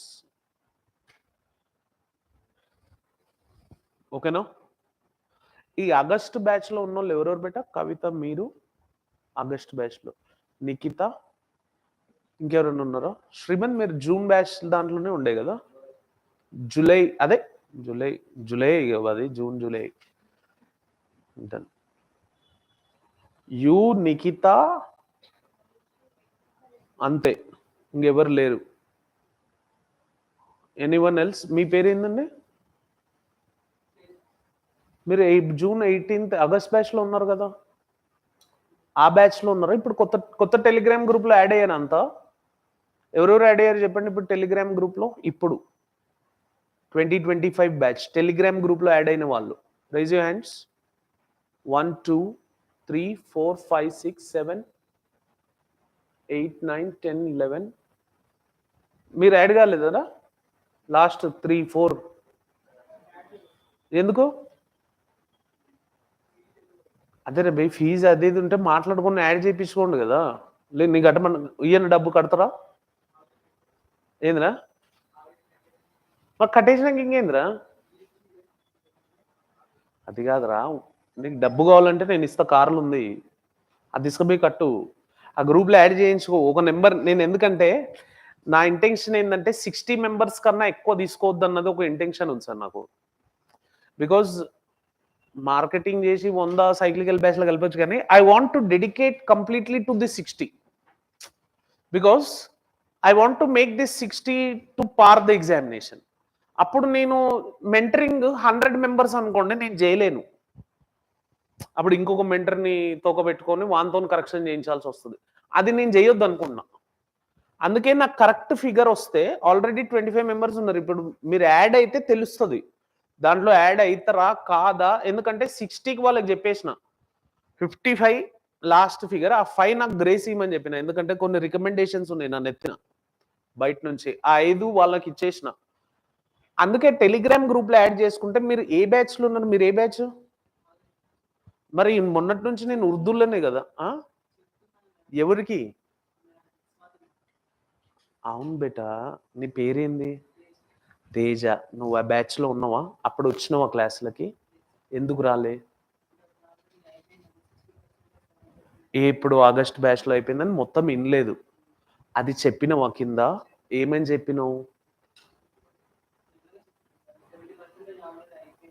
అవును, నువ్వు అప్పుడు క్లాసులకు రాలే, access లేదు కదా. అది పోయి చెప్పు మళ్ళా. ఎందుకంటే ఐడి కార్డ్ ఇష్యూ చేస్తారు 4 రోజులైతే. మండే నుంచి ఐడి కార్డ్ ఎవరికైతే లేదో వాడిని రానియరు. మీరు పోయి ఐడి కార్డులు వేసుకోకుండా వచ్చి టప కూర్చుంటే, నా ఇంటెన్షన్ చెప్పిన కదా, 60 ఈజ్ కట్ ఆఫ్ ఫిగర్. మీరు వెళ్ళి ఆ టెలిగ్రామ్ గ్రూప్లో యాడ్ కాకపోతే యాడ్ చేయించుకోండి వెళ్ళి. అర్థమైందా? మీరు పోయి యాడ్ చేయించుకోండి. మీకు ఎట్లాగో నేను మెటీరియల్ పెట్టేది ఆ పాత గ్రూప్లలో పెట్టేసిన, పెద్దగా ఏం లేదు. మీకు ఆన్లైన్ యాక్సెస్ కావాలంటే ఆ ఆన్లైన్ ఏదైనా మీరు క్లాస్ మిస్ అయితే నాకు చెప్పండి, నేను ఇప్పిస్తాను. ఓకేనా? గ్రూప్లో కంటెంట్ అయితే మొత్తం పెట్టేసిన. యాక్సెస్ డైలీ క్లాస్కి వస్తారు కాబట్టి ఏమన్నా మీకు కంటెంట్ అయితే మొత్తం దాంట్లో పెట్టినా కదా. ఏమన్నా ఆన్లైన్ ఒక రోజు 2 రోజులు మిస్ అయితే నేను ఇప్పిస్తా పర్మిషన్. కానీ మీరు ఉంది కదా అని మొత్తం మిస్ చేసిరు అనుకో, nothing I can do. Clear? Maximum try to come. ఏదైనా ఎమర్జెన్సీ ఉంటే మిస్ అయితే చెప్పండి. ఎవరైతే టెలిగ్రామ్ గ్రూప్లో యాడ్ చేసుకోలేదో వెళ్ళి చేసుకోండి. ఆ 60 కట్ ఆఫ్ అయినాక మీరు నా దగ్గరకు వచ్చి అయ్యో ముర్రో అన్నా కూడా నేనేం చేయలేను. Because that is what my capacities. Beyond 60 I can't mentor. ఒక వారంలో 60 మంది కన్నా ఎక్కువ మెంటర్ని నేను చేయలేను. Are you getting my point? 60 మీరు ఎంత తొందరగా టెలిగ్రామ్ గ్రూప్లో యాడ్ చేయించుకుంటే కొత్త దాంట్లో అంత మంచిది. దాని beyond I don't have the capacity to mentor. Again I have to take support from some external mentor. వాళ్ళు కరెక్షన్ చేస్తారు. 60 దాటినాక ఎవడొచ్చినా కూడా వాని కరెక్షన్ అంతా కూడా నేను చేయ. ఫస్ట్ 60 మెంబర్స్ ఎవడైతే జాయిన్ చేస్తాడో అడే చేస్తా. పోనీ అట్లనే చెప్తా, మిగతా ఎంతమంది నన్ను తీసుకోరు అండ్ ఫస్ట్ 60నే నేను తీసుకుంటా. తర్వాత 60ని పక్కా చెప్తున్నా, వేరే mentor will come, he would mentor you. నేను అందుకే ఆ గ్రూప్లో యాడ్ చేసుకోరా అంటే, డబ్బు లేకపోతే నేను ఇస్తాను. ఆ కార్లో 1,00,000 ఉంది, అది తీసుకుపోయి కట్టు, ఓకే టెన్షన్ లేదు, తర్వాత ఇద్దులే నాకు. పోనీ అట్లనన్నా చెయ్యి. ఇది కాకపోతే అదన్నా చెయ్యి, ఇదన్నా చెయ్యి, అదన్నా చెయ్యి, రెండిట్లో ఒకటి చెయ్యి. డన్. ఏం రాసింది బిడ్డ? Nautical where states have right over marine resources. Done? Clear with this?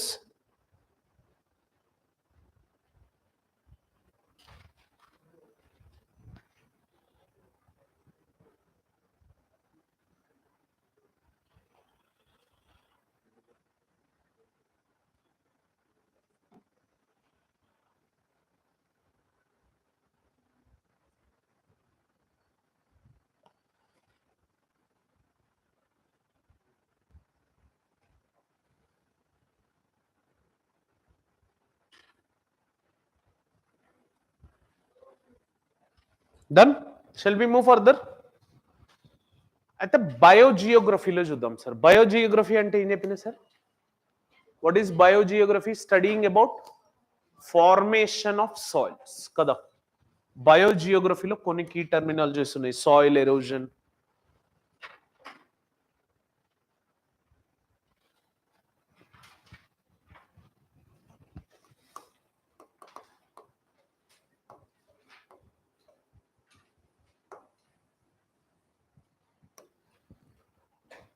Biogeography.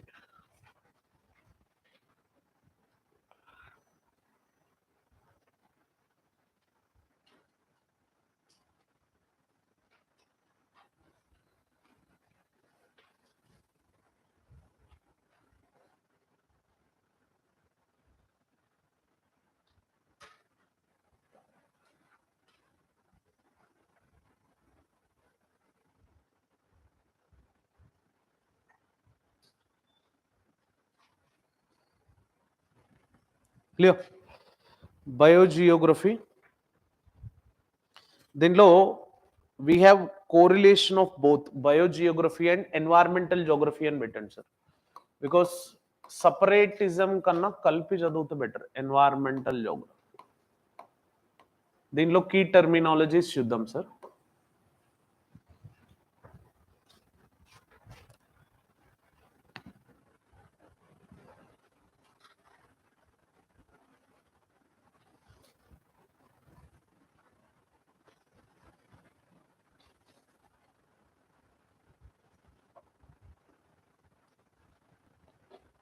దాంట్లో first one ecosystem. Ecosystem ecosystem ecosystem ఇది జనరల్గా మనం చదివే term. It is the place where the living organisms live, wear the life exist, దాన్ని habitat అంటారు. Group of habitats ని ecosystem అంటారు. Basic fundamental definition of ecosystem is it's a functional unit of nature where biotic and abiotic components interact. Where biotic and abiotic components interact. Biotic and abiotic components interact as such. Clear?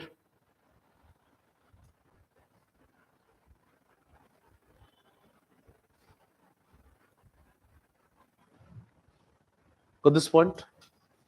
Next, biome. ఇప్పుడు ఈకోసిస్టంలో different types ఉంటాయి sir. Biome definition చాలా క్లారిటీగా వినండి. ఈకోసిస్టమ్స్లో if we calculate terrestrial ecosystems, forest, grassland, desert ecosystems ఉంటాయి. ఇప్పుడు forest ecosystem ఉందనుకోండి, దాంట్లో ever green forestries ఉన్నాయనుకోండి. We have evergreen forestries in South America, in Amazon basin. We have evergreen forestry in Africa. We have evergreen forestry in Indonesia. So these evergreen forestries, they have similarities. అక్కడ చూసిన dense vegetation, ఆఫ్రికాలో చూసిన dense vegetation, ఇండోనేషియాలో చూసిన dense vegetation. So these dense vegetations which are present, dense vegetations have similar characteristics. So ecosystems which have that similar characteristics, they are considered as biomes. మనం అందుకే evergreen forestry biome అంటాం, or rain forest biome. What does it imply? What I'm referring to? Rain forest biome అన్నాను అనుకోండి, what I'm referring to? It means I'm referring to those rain forest which are there in South America, Africa, Indonesia. ఆడ ever green forest ఉంటుంది, ఈడ ever green ఉంటుంది, ఈడ ever green ఉంటుంది. అన్నిటికీ common characteristics ఉన్నాయి కాబట్టి నేను దాన్ని ఒక బయోమ్ అంటున్నా. టండ్రా ఆర్ పోలార్ బయోమ్ అన్నాను అనుకోండి, north pole and south pole. Desert biome అంటే అర్థమైంది, all the deserts having similar characteristics. Grassland biome ante all the grasslands having similar characteristics. Write this definition of biome as such. It's a large ecological area with distinct climate,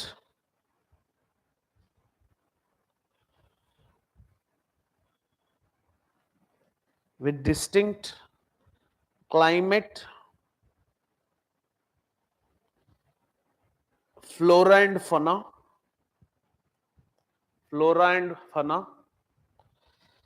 carrying similar characteristics beyond the geographical area. Carrying similar characteristics beyond the geographical area.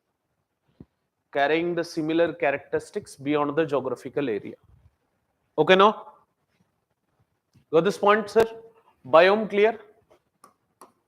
Habitat అనే word వాడతాం sir ఎన్వైరన్మెంట్లో కానీ ఈ మన soils చదివేటప్పుడు. వి study about habitat. Habitat అంటే ఏం sir?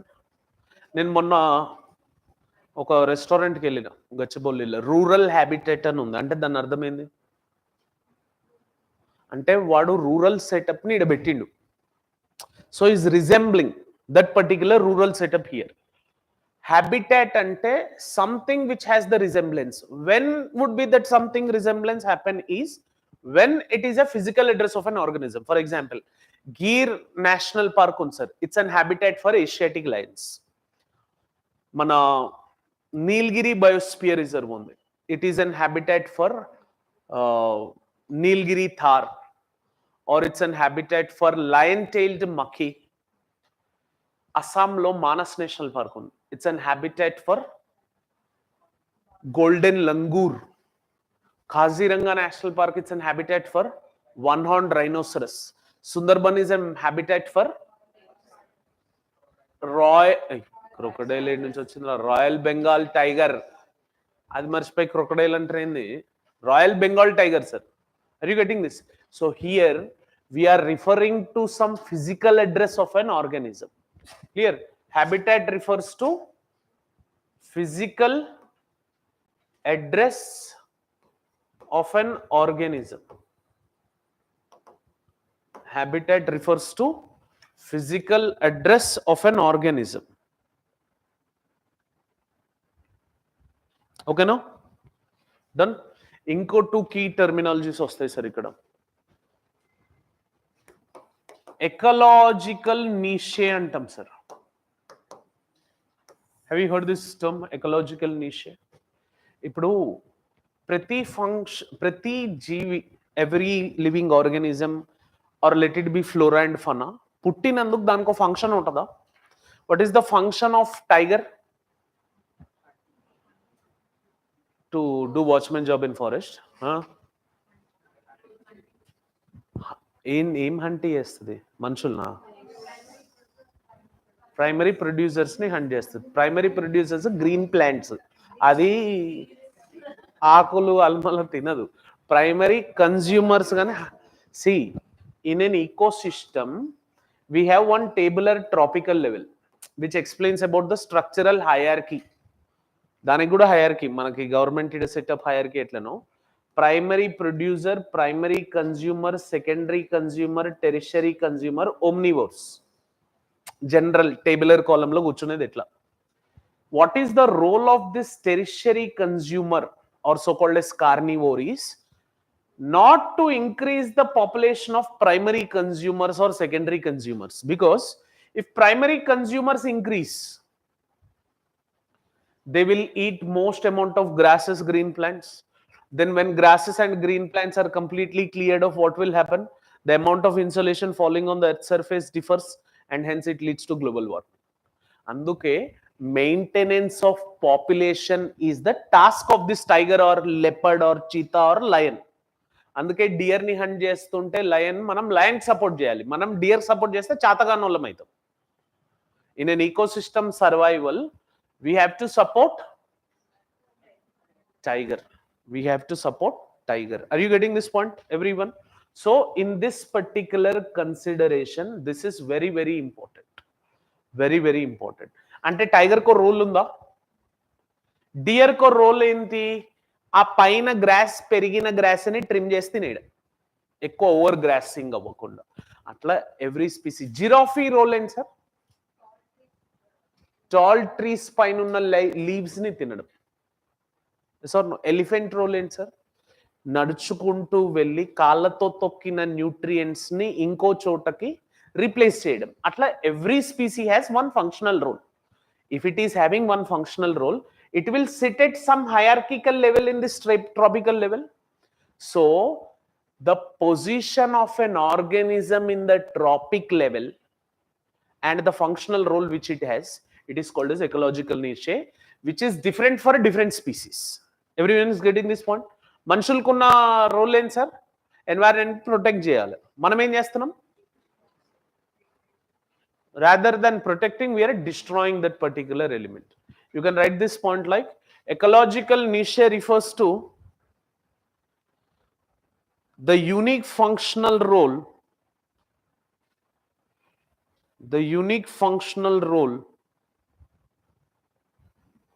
of an organism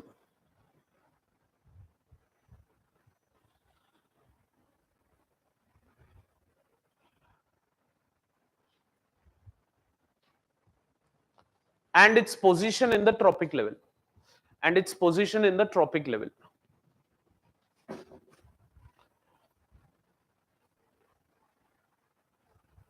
ఓకేనా? ఇంకొక కీ టర్మినాలజీ ఉంటుంది సార్, దాన్ని ఈకోటోన్ అంటాం సార్. ఈకోటోన్ ఈ ఎన్వైరన్మెంటల్ జోగ్రఫీ చదివేటప్పుడు కామన్గా వస్తుంది ఇది, ఈకోటోన్. వాట్ ఈజ్ ఈకోటోన్ అంటే, ఇప్పుడు ఒక డెజర్ట్ ఉంది, ఒక ఫారెస్ట్ ఉంది, దీని మధ్యలో గ్రాస్ ల్యాండ్ ఉంది. అంటే this grassland is a transition area for desert and forest. Yes or no? So this transitional zone which is there, it is considered as ecotone. Transitional zone which is there, దాన్ని మనం ecotone అంటాం. Are you getting this?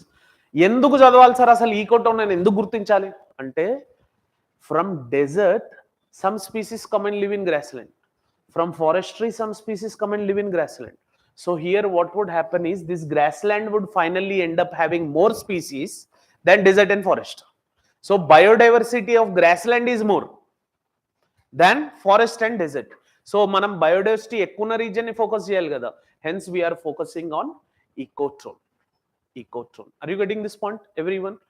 Itla only ఇది ఒక example నేను చెప్పింది. Wetlands as an ecotone, mangroves as an ecotone, river marshlands as an ecotone.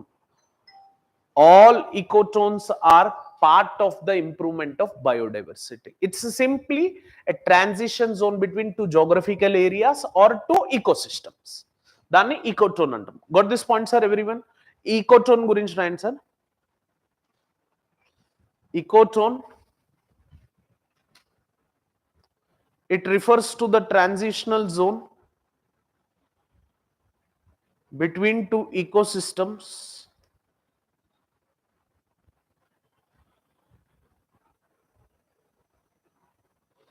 between two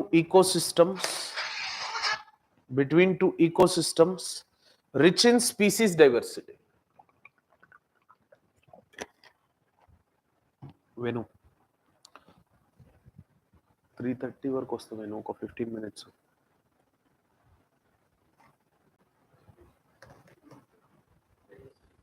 clear? Ecosystem, ecotone, niche, habitat ఇవన్నీ గుర్తుంటాయా? ఇంకో కీటం ఎకలాజికల్ సక్సెషన్. ఇవి జిఎస్ ఎన్వైరన్మెంట్ లో కూడా చదువుతారు సార్ మీరు. ఫ్యూ ఆఫ్ దెమ్, కొంతమందికి ఇక్కడ ఎన్వైరన్మెంట్ స్టార్ట్ అయింది జిఎస్ లో, సో వాళ్ళు ఇవి ఆల్రెడీ రెగ్యులర్ గా చదువుతూ ఉన్నారు. ఎకలాజికల్ సక్సెషన్ అంటే simple thing is ecosystem development. Ecosystem development. Generally in ecological succession we have both primary and secondary. Ecosystem development, primary or secondary అంటే ఏం లేదు సార్. ఇక్కడ ఏమన్నా ఉందా, రాళ్ళు రప్పలు తప్ప ఏం లేవుగా. ఇక్కడ ఫారెస్ట్రీ గ్రో అయింది అనుకోండి, ప్రైమరీ సక్సెషన్. నల్లమల్ల అడవులు, ఫారెస్ట్ ఫైర్స్ అయినాయి, ఫారెస్ట్ తగ్గిపోయింది, మళ్ళీ రాళ్ళు రప్పలు వచ్చేసినాయి, అక్కడ నుంచి మళ్ళీ ఫారెస్ట్రీ డెవలప్ అయిపోయింది అనుకోండి, సెకండరీ సక్సెషన్. ఏదున్నా కూడా ఈకోసిస్టమ్ డెవలప్మెంటే, ఏదున్నా కూడా ఈకోసిస్టమ్ డెవలప్మెంటే. కానీ దాంట్లో ప్రైమరీ అండ్ సెకండరీ సక్సెషన్ అని చదువుతూ ఉంటాం. ఎకలాజికల్ సక్సెషన్ డెఫినేషన్ రండి. It refers to the ecosystem development. It refers to the ecosystem development. It refers to the ecosystem development which includes primary and secondary. Primary and secondary. Clear?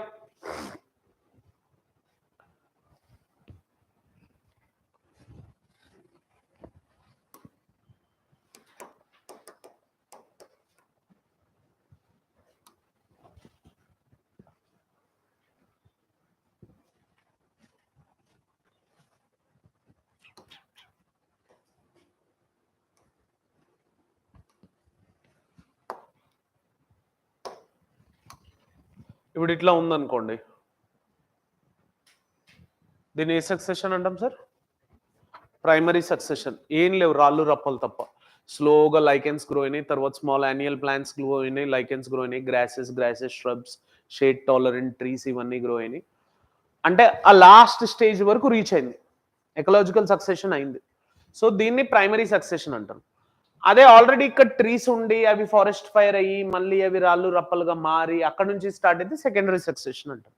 దీంట్లో first species which generally tend to grow, they are considered as pioneer species.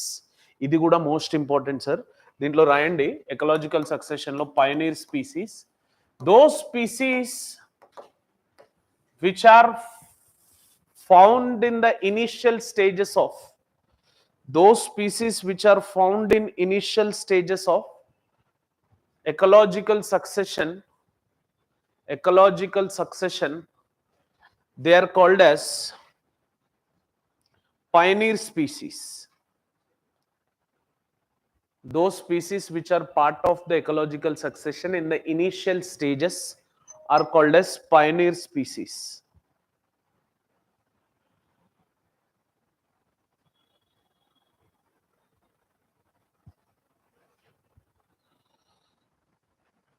Clear? దీంట్లోనే last stage ఏదైతే ఉందో climax community అంటాం. ఇందాక చూసారు కదా, first stage లో ఉన్నది పైనీర్ స్పీసీ అయితే లాస్ట్ స్టేజ్ లో ఉన్నది క్లైమాక్స్ కమ్యూనిటీ. అంటే ఇకోసిస్టమ్ లో క్లైమాక్స్ కమ్యూనిటీ రీచ్ అయిందంటే that is more stable and matured అని అర్థం. Are you getting this? So climax community refers to the stable end stage of ecological succession. The stable end stage of ecological succession, which is called as climax community.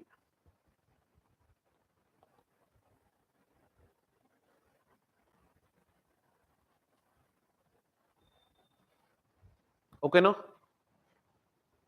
ఇంకో word ఉంటుంది sir, homeostasis. Homeostasis దాని అర్థం ఏంటంటే, ఇప్పుడు ecosystem, Amazon forest fires వచ్చినాయి, అది మీకు idea ఉంది సార్? అమెజాన్లో ఫారెస్ట్ ఫైర్స్ వచ్చినాయి, ఆస్ట్రేలియాలో బుష్ ఫైర్స్ వచ్చినాయి, ఇవి ఐడియా ఉన్నాయా? ఆ అమెజాన్లో forest fires and bush fires ఏవైతే వచ్చినాయో they generally have developed again rebacking themselves. Are you getting this point? ఆ రీబ్యాకింగ్ ఏదైతే ఉందో ఆ రీబ్యాకింగ్ మెకానిజం ని మనం హోమియోస్టేసిస్ మెకానిజం అంటాం sir. Okay, so you can write this point like homeostasis the, it's a self regulating capacity of an ecosystem. It's a self-regulating capacity of an ecosystem. It's a self-regulating capacity of an ecosystem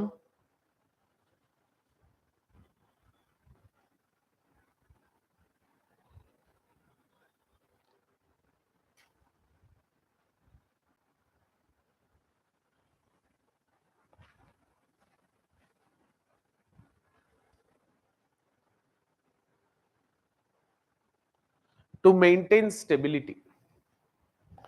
To maintain stability.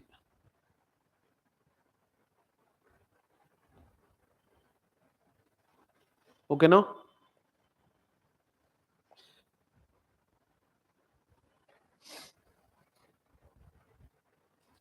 Next endemism అని ఉంటుంది sir.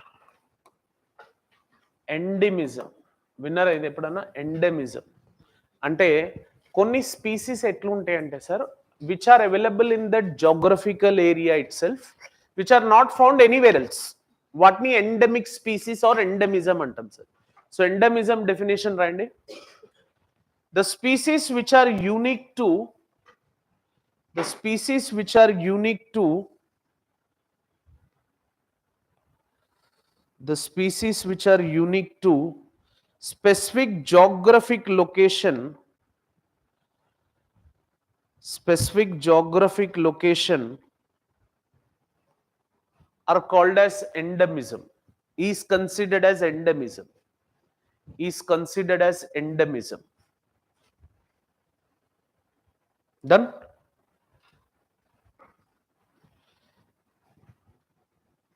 Invasive alien species అని ఉంటుంది sir. Invasive alien species అనే ఉంటుంది. This is next key terminology. Those species which does not belong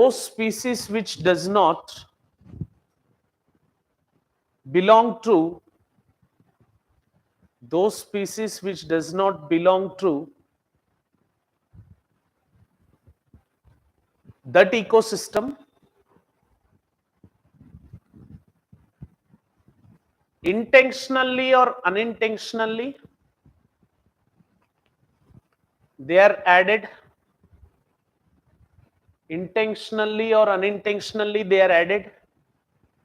to that ecosystem are considered as alien species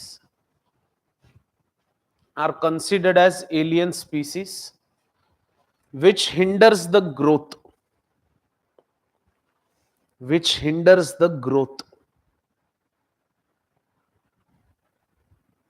okay. Next, in situ conservation. మనం most familiar methods ఇవి రెండు వాడతాం sir. Ex situ conservation అని ఉంటాయి.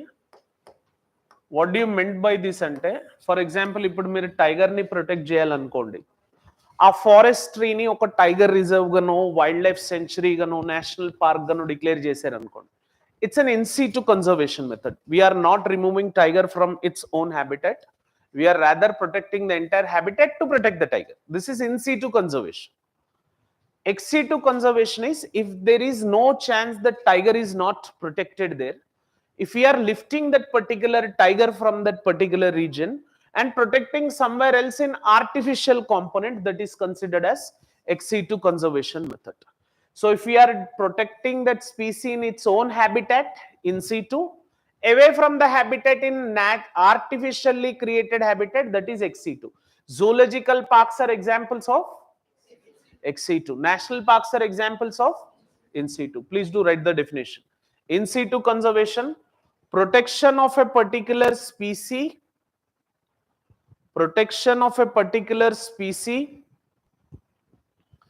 in its own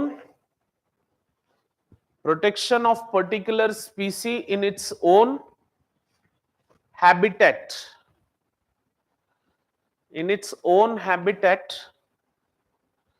They are called as in situ conservation.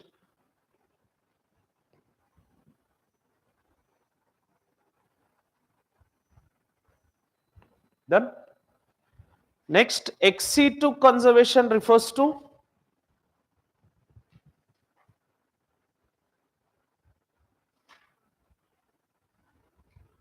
conservation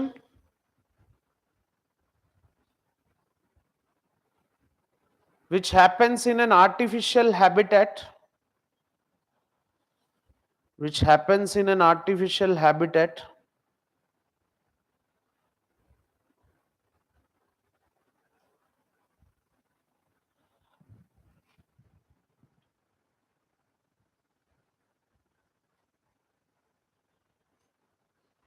like zoological parks,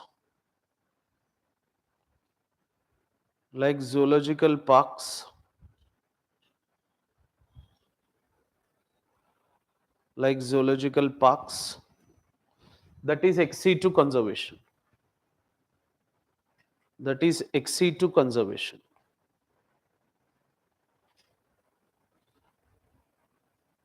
Okay na sir? Done. These are certain terminologies which on and off and are repeated. కొన్ని technical terminologies ఉన్నాయి, అవి నేను wantedly ఇక్కడ చెప్పలేదు sir, because technicality needs more better appreciating understanding. అది మనం as lectures comments అవుతున్న కొద్దీ చూద్దాం. ఇది ఫస్ట్ బ్లాక్ మాత్రమే నేను టర్మినాలజీ చెప్పిన సార్. ఏది ఫిజికల్ జియోగ్రఫీలో geomorphology, climate, oceanography, biogeography and environmental Geography.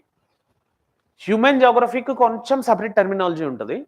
Let me finish this block first, ఎందుకంటే ఈ ఒక్క బ్లాక్ ఫినిష్ చేయడానికి నాకు 2 months టైం పడుతుంది sir.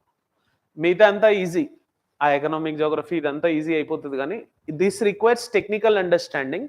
So let me finish the physical Geography component first. Then before I start up with human geography, I'll deal the key words again, the key terminologies which are associated with it. Okay na? మనం Monday నుంచి start చేయబోయే block physical geography and the first chapter is geomorphology. Then దాని basis నుంచే start చేస్తాం origin of theories of universe.